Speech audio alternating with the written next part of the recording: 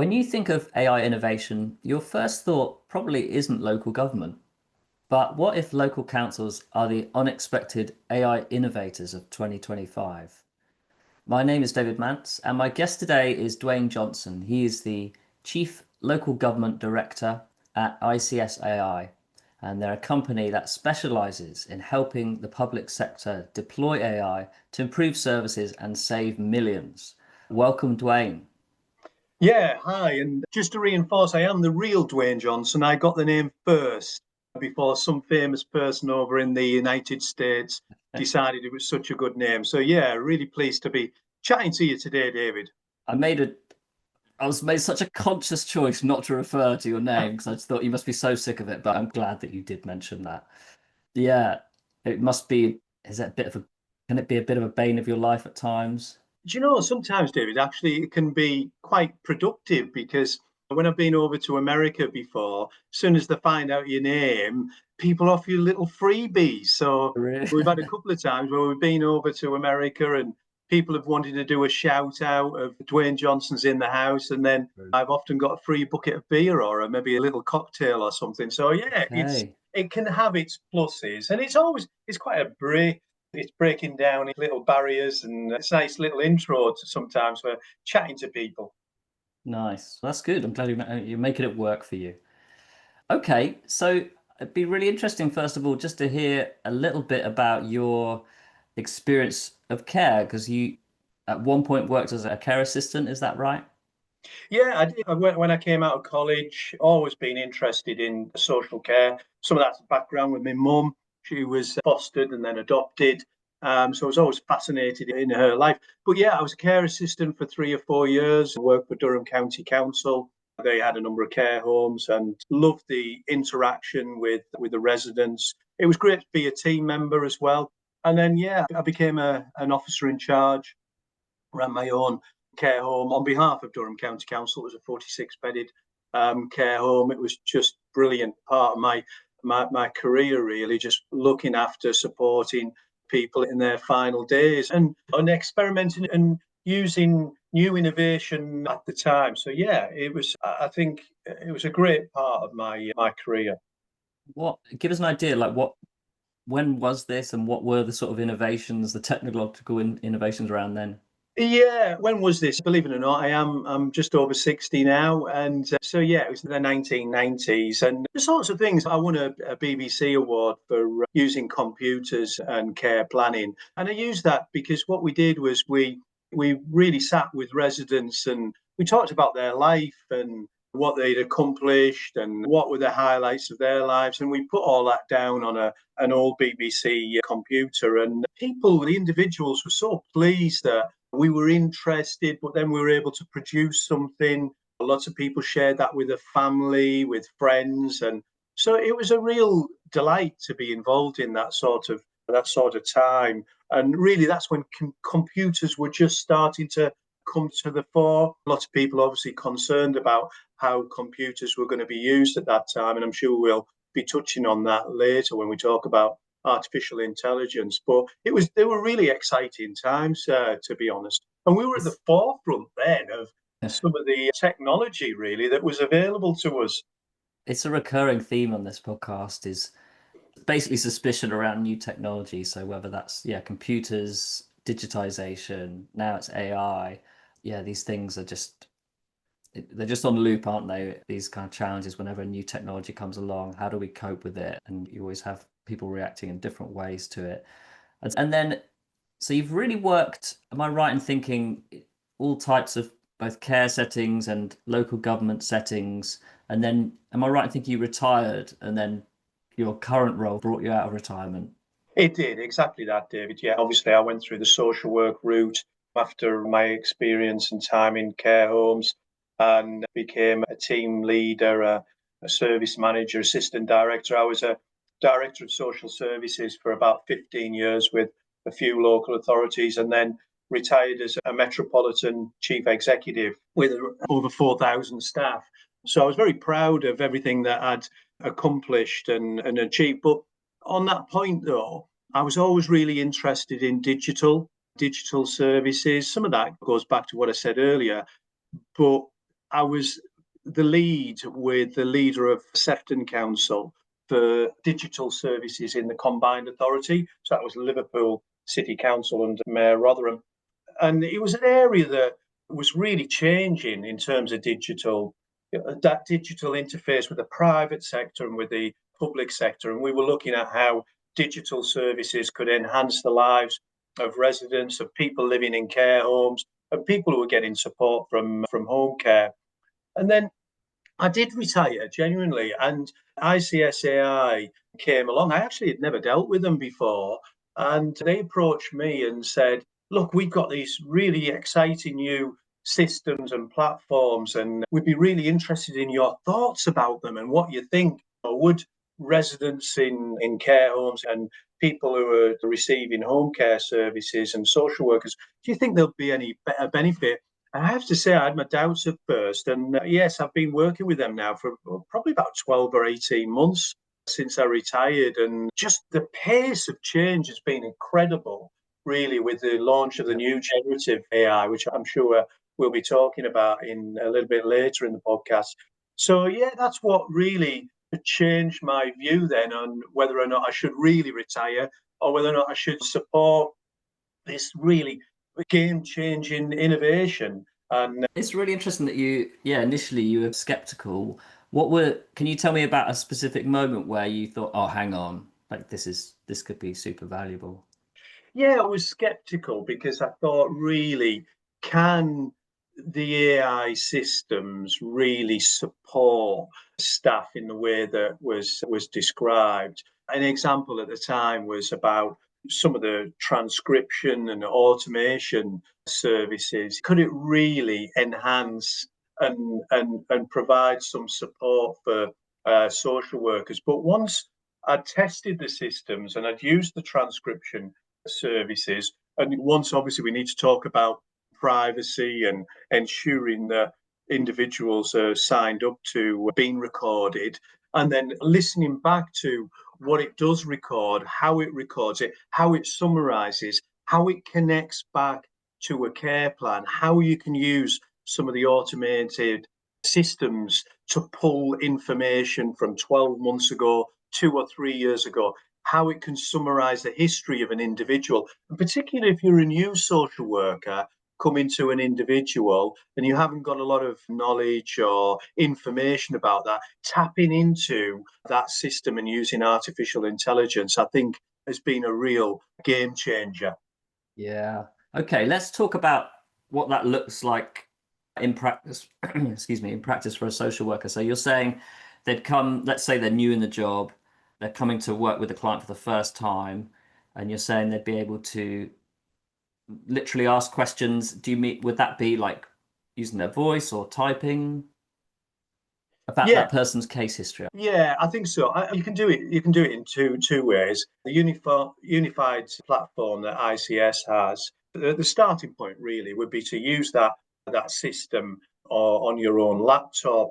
You use the tabs that are on the system, and that looks at an individual's history, visits that have been undertaken by home care staff, or their life in a residential care home, and the experience that they've had in their in receipt of that care. So they really have a look at that first, go back, check some of the history, find out who have they got family, have they got advocates. So you'd look at all of that, and then you'd probably have a look at the last review. What did the last review actually say when you were visiting someone? You could also use it. It can interface as well with residential home care systems. So you could ask the residential care home manager or a home care member of staff what their current view is on that individual.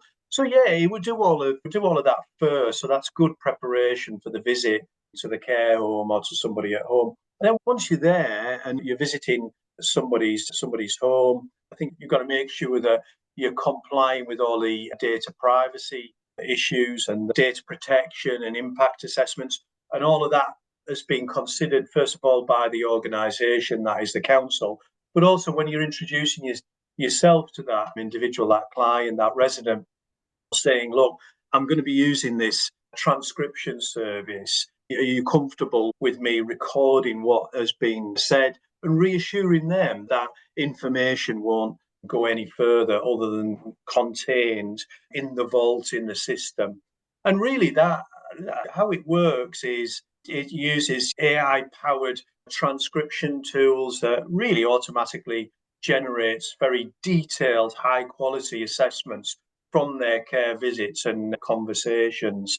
And from the experience that we've had from Facilitate, who are an organisation that employs social workers, from Derby Council and from Dudley Council, the social workers are telling us that they're spending far less time on writing up detailed care notes because the transcription service actually provides all of that on the system and can provide summaries. And it's also got a language model as well, so it can 8 or 10 languages which are very sophisticated, very comprehensive. So yeah, it's an incredible tool. Okay, so they might be speaking in Polish or Urdu, Yeah, and your social, okay, and it's summarizing that just as well. Okay, that's pretty awesome. And so you're saying that it's saving them like a huge burden of writing up notes and summarizing. What kind of impact does it have, like in the moment when they're talking with a client, understanding more about a client's situation? yeah, I think there's two separate issues there. I think in the moment, that because it's saving 50, 60% more time, it's meaning more direct, interactive discussions with that client because they know that the administrational work will be significantly reduced because we're using this sort of system.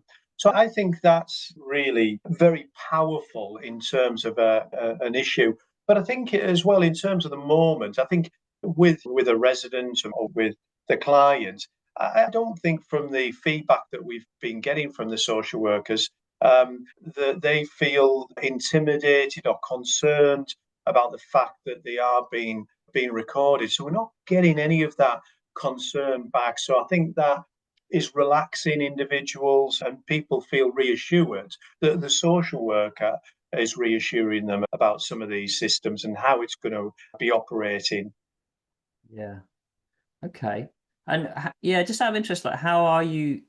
So you're saying, I'm just interested how you build trust with people when it comes to things like data privacy and compliance. Perhaps that's more an issue actually in your role when you're speaking to stakeholders, when you're first speaking to people that used to do your job at councils. Can you just tell us a bit more about what are the reassuring kind of points on your system? What you called it, a vault? Yeah. Let's start from the beginning and let's unpack that one a little bit. I think the key thing, first of all, even before we get out to a client, is making sure that the data protection impact assessments and the data privacy concerns are all being addressed. So that does require councils updating some of their privacy notices and some of their system usage. I think the second thing is it's then working with social workers in home care and residential care staff, talking through how it will actually work and making sure that the workforce culturally feel comfortable with these sorts of systems and also reassuring them as well that this isn't about replacing jobs because I don't actually see this happening. This is more about using a system to reduce the administrational burdens and also using some of the automation products that are available that I was describing earlier, which speeds up some of the systems, but also allows some fantastic access by the social workers and with the appropriate permissions that you built into your compliance and privacy system. So there's a whole range of issues there. I think with then just dealing with individual clients and residents, it's first of all telling them that there are very robust systems in place, that their data is protected, that it is contained within a council's system. It's not going anywhere else. It can't escape. That data is protected within the vault, within the system of a council. And of course, What we don't want to do is we don't want to pressure that client or that resident. So if somebody says, well, I'm uncomfortable with a conversation, then a social worker doesn't have to record it. It can be done afterwards when the client's finished with notes. It can take pictures. If you've done some notes on a notepad, you can take a picture and that can go into the AI system. Or, of course, you can use your laptop if a client's comfortable with using your laptop. So I think there are lots of different ways. It depends on circumstance, depends on context. Yeah. Okay. So in a minute, we're going to do a little demo. I'm going to try out one of your systems, which is the voice agent, the receptionist. But yeah, just from my perspective, and I said this in the intro, like I don't particularly, when I think of councils, I don't think of innovation in particular. And yet my background is like ad agencies, and I don't see many of those like doing like really pushing the boundaries that much with AI. And I do see some really interesting stuff happening in local councils. So do you think councils get a bad rap when it comes to innovation? Yeah, I do. I do think that. And it was really quite interesting just recently. I think it was this week or last week. The Prime Minister was at a tech conference, and I think he said he used a particular example of speaking to one of the social workers about innovation. And he was wanting to highlight how social work and councils were at the forefront. And he actually particularly referenced artificial intelligence. So I do think we do get a bad rap. I'm not quite sure why, in a way, because when I think about when I was a director of social services, there was lots of technology that we were using that was really at the forefront of change. We were using some of the latest technology to support individuals to remain at home. We were using sensors so that people could use various pieces of kitchen equipment to reduce risk. We were using equipment in people's homes to monitor whether or not they were falling. And of course, then you got things like Alexa and using Alexa for medication prompts. And so there's lots and lots of examples, I think, where we've been at the forefront of change. And maybe if I was being self-critical, perhaps we don't shout enough about some of the technological Yeah. advances that we've been making. And artificial intelligence, this is a great example, I think, where we can get to the front of the queue within local government. And I really like to think that we can talk much more about artificial intelligence and the impact it could have changing lives. Yeah. I wonder actually if one of the reasons councils might innovate more is just because you're forced to by budget. Because AI does give you that opportunity to do more with less, and perhaps that's what you I, need. Yeah, do you know what, David? I think that's a really good question, that, because I think there is something in that something comes onto the market like this. Generative AI, we're going to be ringing Derby, aren't we, in a minute? It understands context, it understands humor, it understands frustration if you're getting frustrated with something, and you might want to give that a go actually and just see what it says. This could be reputationally damaging, of course. Let's have a play around with it and see what it does. Yeah, I think there is something in that, but it's things like the giving it a bit of press and people seeing for themselves what it can do. I think that's when we can be pushing far more of the innovation. And of course, we're always concerned about putting our heads above the parapet that somebody's going to shoot us down, because some people just like to do those sorts of things. But yeah, I think this. I wouldn't disagree with entirely with what you've said there.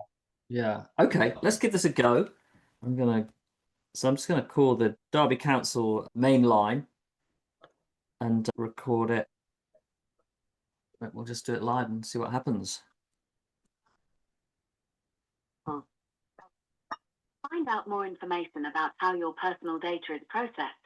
Please refer to the Council's privacy notice at derby.gov.uk. I'm here to help answer your questions and guide you to the right service. You can ask me about council topics just as you would with a person. If you'd like me to send you a text message with a link or any information I mention, just ask me for a text message after I've answered. How can I help you today?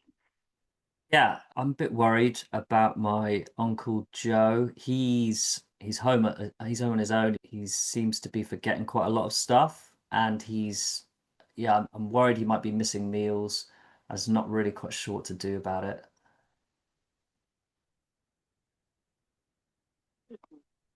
Moment, please.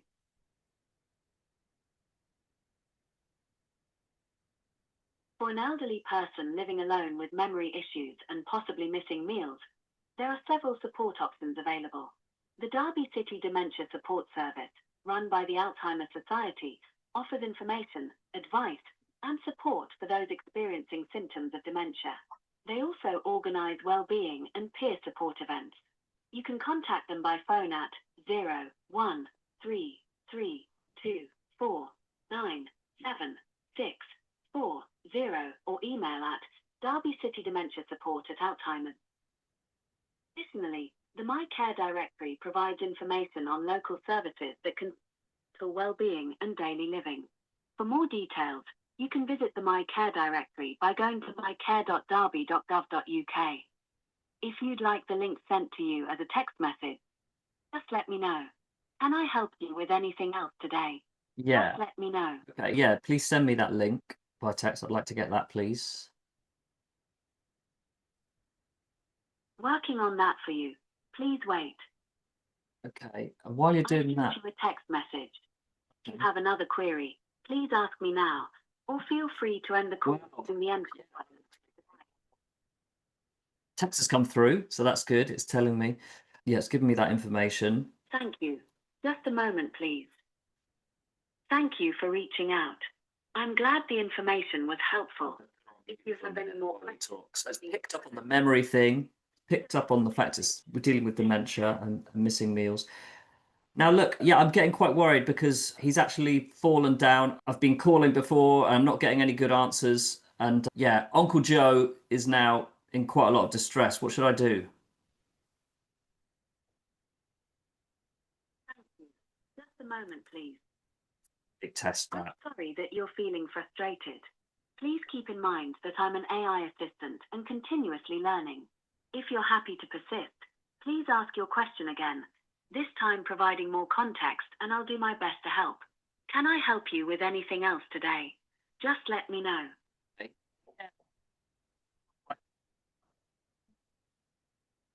Quite a lot more serious. Oh, that's, yeah, his situation. Several support options available. The Derby City Dementia Support Service, run by the Alzheimer's Society. What would you suggest? I'm interested in, I was going to either say like he's had a fall, or maybe I should ask about funding. Something like that might be helpful. Yeah, you could do. What I would do, I'll be honest with you, David, I couldn't. There was a few bits there where you cut out. I couldn't hear you actually. I would just ask Darcy. He's been falling at home. I think that's a good one. He's been falling at home, and I'm really worried. What advice could you give me? Follow links to support services and Derby City local services. If you'd like the link sent to you as a text message, just let me know. Is there anything else I can help with? Just ask. Yeah, so Uncle Joe, he's actually been having a number of falls. He's hurt himself quite badly a couple of times. What should I do about that?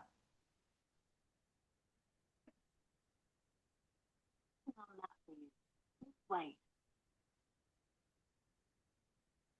For an elderly person experiencing falls and injuries, the CareLink service can provide valuable support.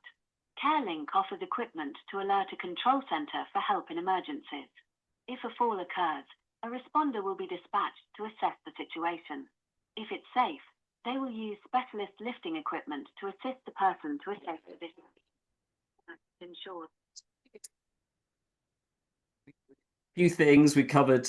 It picked up on the memory issues and missing meals, pointed me to some local services, sent me a text while I was on the call, picked up on me getting frustrated, and then we tried out, yeah, just advice around falls. Seemed to have some pretty solid advice there. Yeah, I just think voice agents, people aren't aware of the power of them, and yeah, I think it's Yeah, amazing. and I think the key thing, there's a few things there, isn't there, as well? There's a societal issue, isn't there? We've got to get used to these because they're going to become more and more prevalent.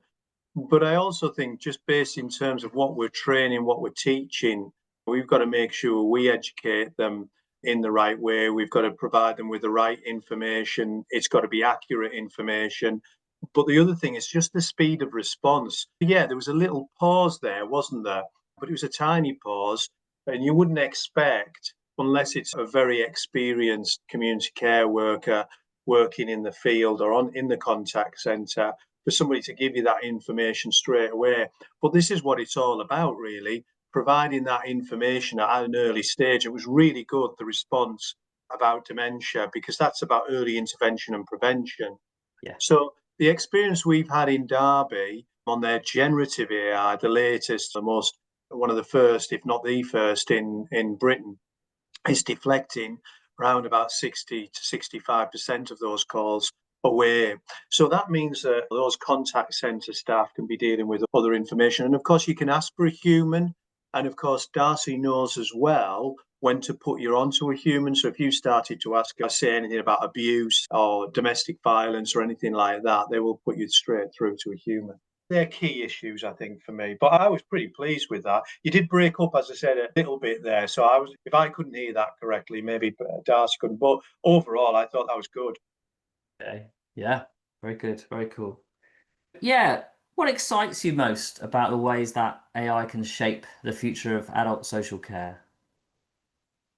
I think what excites me most is that we're going to be using cutting edge technology to improve the lives, I think, of people living in the community. And that means a lot more people living at home for a much longer period of time.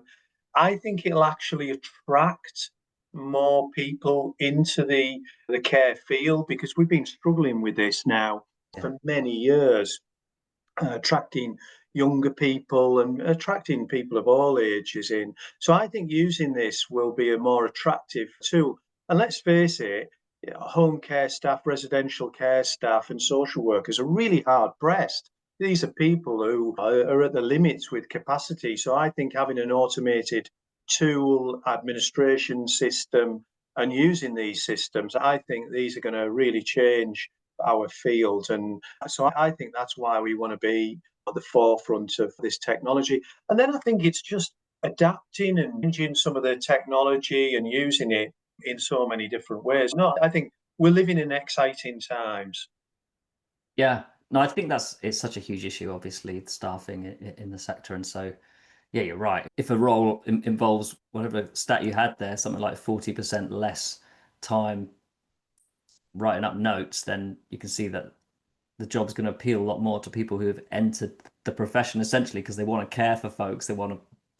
Absolutely. That's what they're doing it for. That's what it's about. I think the other thing is, at a strategic level, if I was a councillor, elected member, or a leader of a council, they're under so much pressure to deliver efficiencies, improve productivity, and make savings. This is an area where you can deliver those savings, given the way we are with central funding from governments. This is a way to achieve some of those savings, I believe. Yeah. I guess one last point, if there was one big opportunities that you see for councils that you think they should grab now, what would that be? Yeah, I think it would be the uniform platforms. For example, ICS.AI have this, we've just heard it, they have that system, they have a staff co-pilot system, which is very different. So you can use the staff co-pilot to write reports. It can do data analysis if you provided it with data on either an individual, if they were falling at home, or you wanted to look at public health information in a particular area to support with some of your strategic planning. There are all sorts of mechanisms that the staff co-pilot can support individuals. And then, of course, you've got smart notes, which we've talked a lot about. The other areas in terms of uniform platform are debt management systems. So I think for me, having that unified platform is a real important aspect of supplying artificial intelligence to organisations.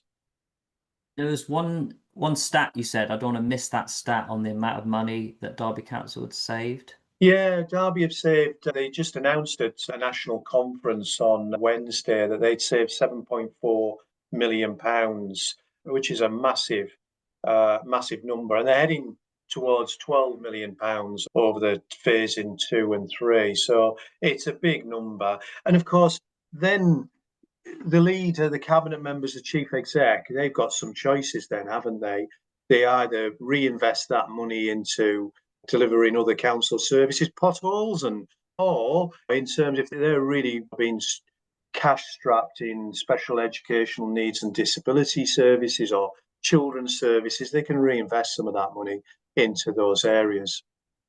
Very cool. All right.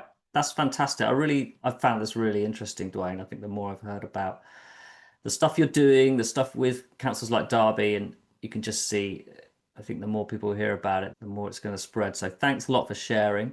That's it for today. I'm David Mance, founder of Frank Care Marketing, and I hope you join me again for another episode of AI in Social Care.